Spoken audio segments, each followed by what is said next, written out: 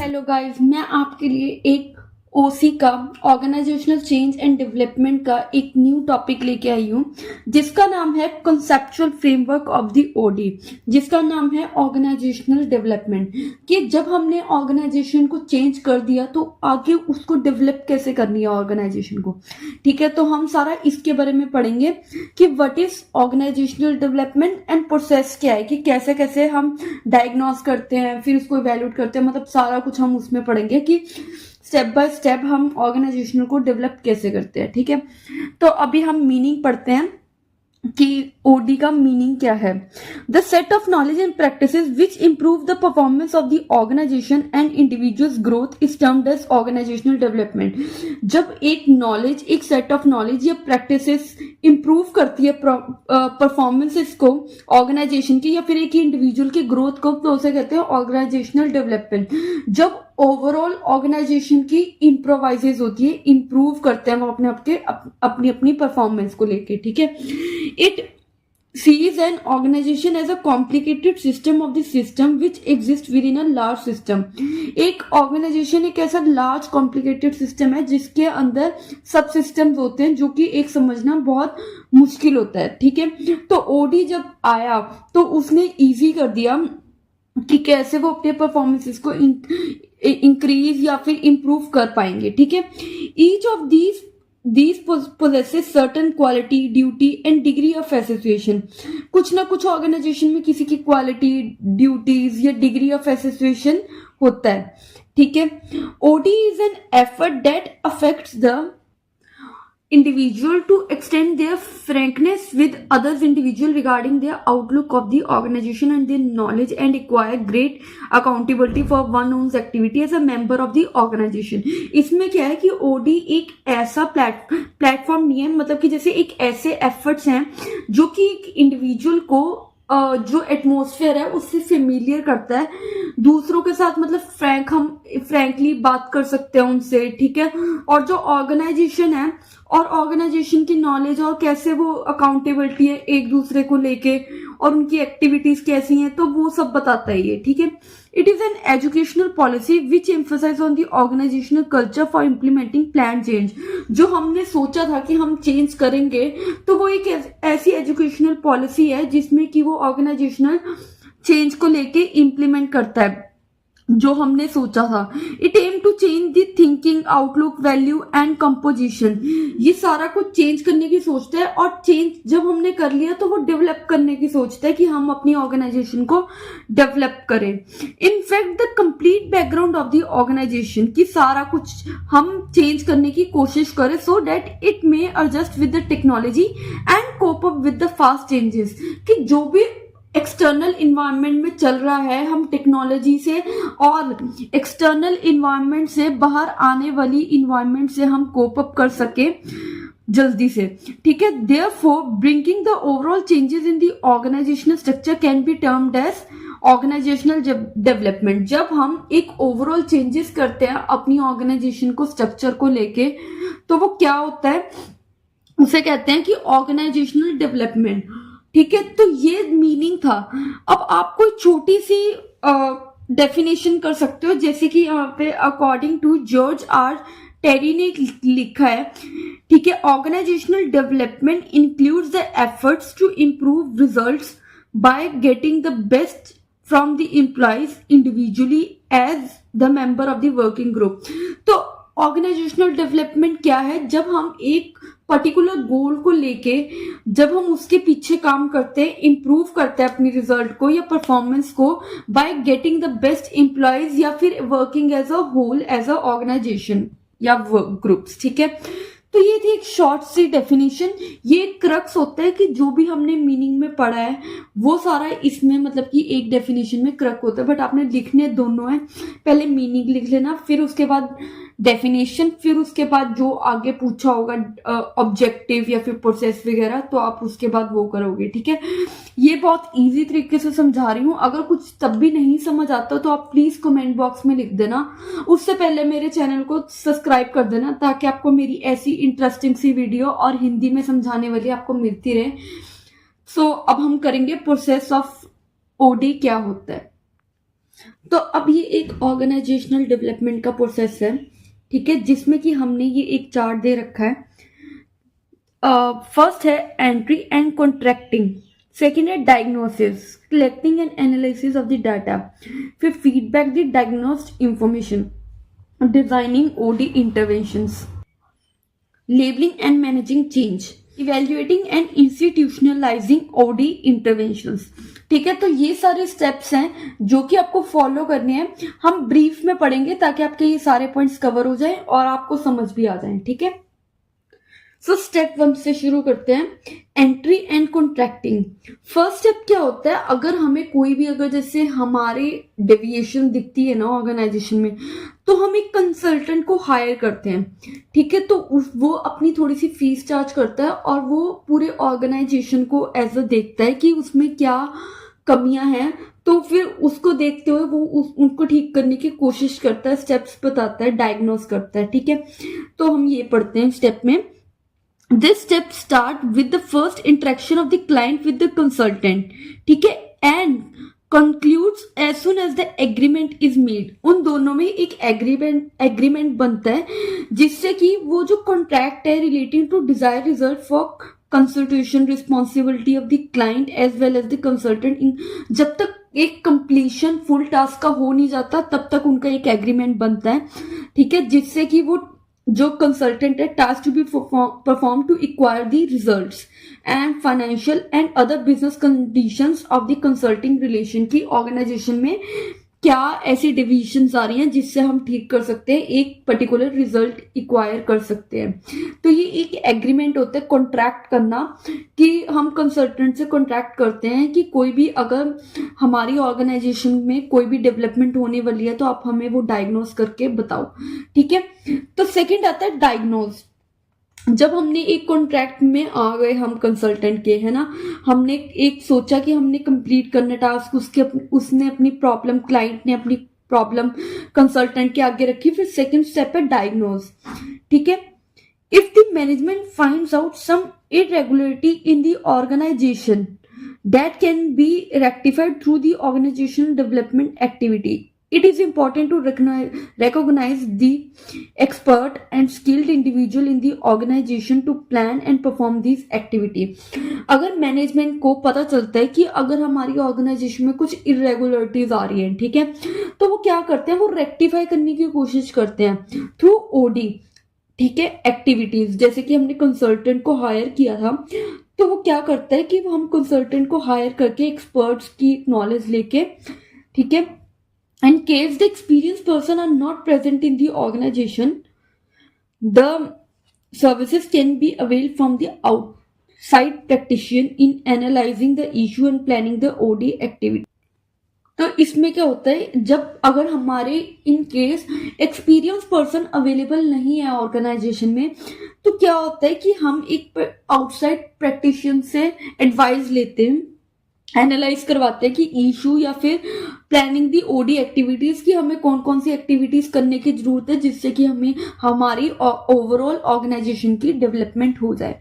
तो डायग्नोसिस में ये है, जब हमने एंट्री और कॉन्ट्रैक्ट कर लिया, डायग्नोस कर लिया कि क्या क्या इश्यूज हैं और कैसे हम उसको रेक्टिफाई कर सकते हैं, फिर हम कलेक्ट एंड एनालाइजिंग डाटा करेंगे, जो भी हम assess करेंगे the working environment and recognise behavioural issue, various technique like questionnaires के थ्रू, ठीक है, डायरेक्ट ऑब्जर्वेशन इंटरव्यू लेके हम एक फैक्ट्स एंड फिगर्स को गैदर करेंगे, इकट्ठा करेंगे कि हमारी वर्किंग कंडीशन या फिर बिहेवियरल इश्यूज क्या हैं। तो हम वेरियस टेक्निक से उसको एक फैक्ट्स एंड फिगर को गैदर करेंगे, ठीक है। जो गैदर्ड इंफॉर्मेशन है is examine and analyse by the specific group और team form for the reason to intervene. तो क्या होगा कि जो भी एक हम इंफॉर्मेशन गैदर करेंगे तो हम उस एक ग्रुप बना लेंगे, ठीक है, जिससे कि एक हम उसको एनालाइज और एग्जामिन करेंगे कि जो हमने एक पर्टिकुलर इंफॉर्मेशन ली है वो हमारे टॉपिक को लेके, इशू को लेके ठीक है या फिर नहीं, ठीक है।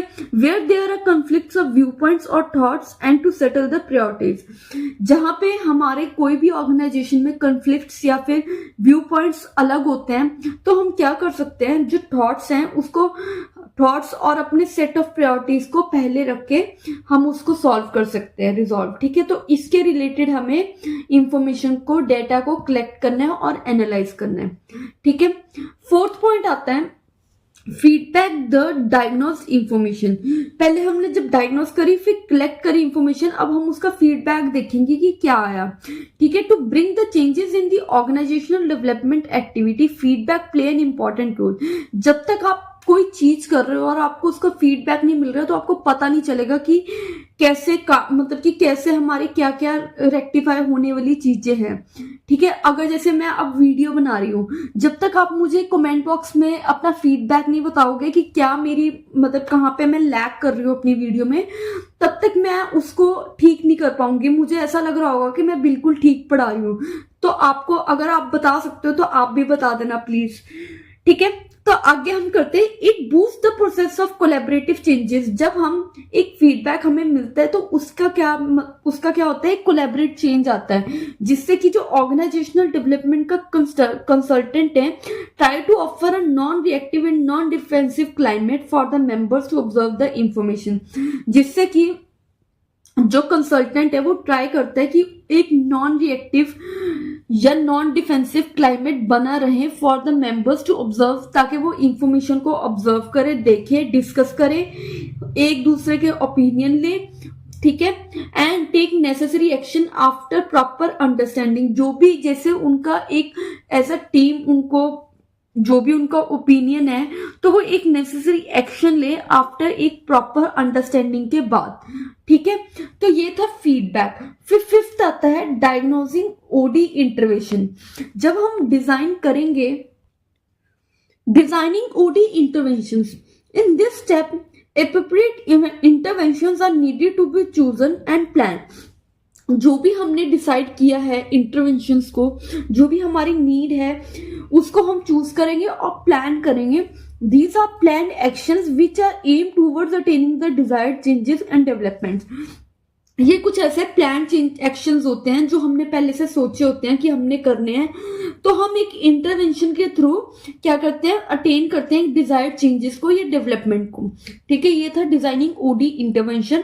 जब हमने एक ओडी इंटरवेंशन को कर लिया था डिजाइन, तो हम नेक्स्ट स्टेप में क्या करेंगे, लीडिंग एंड मैनेजिंग चेंजिंग, कि हम उसको आगे लीड करेंगे और कैसे उस चेंज को मैनेज करना है वो देखेंगे। ठीक है, the efficient management of the organisational development activity signified distinguish success and failure by a huge margin. जैसे कि जो भी ऑर्गेनाइजेशनल है वो ट्रांसलेट करेगी फेलियर इनटू सक्सेस। ठीक है, डिस्टिंग्विश करेगी कि हमारे लिए क्या फेलियर है, क्या सक्सेस है, और फेलियर को सक्सेस में कन्वर्ट करेगी। These activity involve principle and custom which are implemented by the कुछ ऐसे मतलब कि ओडी कंसल्टेंट। ठीक है, जो भी कस्टम या प्रिंसिपल्स है वो सेट किए जाते हैं, ओडी कंसल्टेंट करता है। These are basically the activity that are structured for maintaining and observing the intervention to attain the objectives. इसमें क्या है कि जो बेसिकली जो हम एक्टिविटीज या फिर चेंज को कुछ लाना चाहते हैं, for are the structure for maintaining and observing the interventions. जो भी हमारी जो ऑर्गेनाइजेशन में चीजें हैं वो इंटरवेन कर रही है टू अटेन दी ऑब्जेक्टिव्स। ठीक है, the process of OD intervention is maintained through regular feedback on concern problem. इसको मैनेज कैसे किया जा सकता है, कोई जैसे जो इंटरवेंशन का प्रोसेस है इस मेंटेन, अगर जब तक हम रेगुलर फीडबैक या फिर कंसर्न प्रॉब्लम के लिए रेगुलर फीडबैक नहीं देंगे, तब तक हमें पता नहीं चलेगा कि क्या क्या हमारी ऑर्गेनाइजेशन में इंटरवेंशन आ रही है। ठीक है, जो डेवलपमेंट को इंटरवीन कर रही है, मतलब रोक रही है। लास्ट स्टेप आता है evaluating and institutionalising OD interventions. Evaluation, जब हमने डायग्नोस कर लिया, सब कुछ मैनेज कर लिया, तो उसको इवेल्युएशन करना भी तो बहुत इंपॉर्टेंट है ना। जब तक हम इवेल्युएशन ही करेंगे हमें पता नहीं चलेगा कि हमने किया क्या है। ठीक है, तो इवेल्युएशन एक नेसेसरी पार्ट है इंटरवेंशन का to give reviews to the consultant and members of the organisation regarding the development and implication of the process of intervention.